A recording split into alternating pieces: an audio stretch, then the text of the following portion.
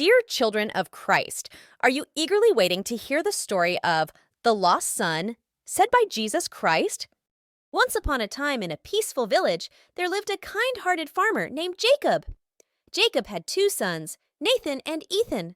Nathan, the elder son, was responsible and hardworking, while Ethan, the younger one, was adventurous and free-spirited. One sunny morning, as Jacob was tending to his fields, Ethan approached him with a request. Father, I wish to explore the world beyond our village. Please give me my share of the inheritance. Ethan said with determination. Jacob was taken aback by Ethan's request. He knew his younger son was eager for adventure, but he worried about his safety. Reluctantly, Jacob divided his property between Nathan and Ethan, and with a heavy heart, he watched Ethan leave the village.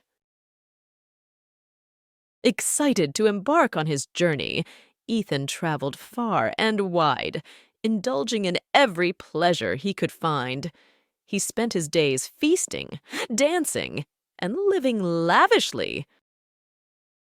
But soon, his pockets ran dry, and a great famine struck the land. Ethan found himself penniless and hungry, wandering the streets in despair. His new friends desert him. He started to seek job. The only job he can get is looking after pigs. It is one of the most unclean jobs a Jewish boy could imagine doing. He is so hungry, he even longs to eat the pods the pigs are fed. He thinks of the food that the servants have at his father's home. With no one to turn to, Ethan remembered his father's house. He realized he had made a grave mistake and longed to return home.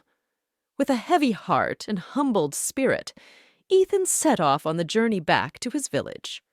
Meanwhile, Jacob and Nathan continued their work on the farm, their hearts heavy with worry for Ethan. Every day, they looked out into the horizon, hoping to catch a glimpse of him returning.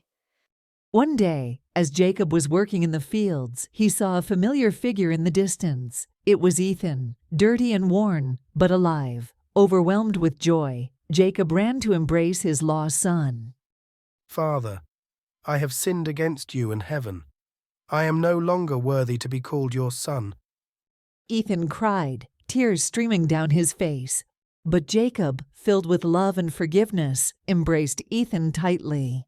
"Welcome home, my son," he said, tears of joy in his eyes. "for you were lost, and now you are found."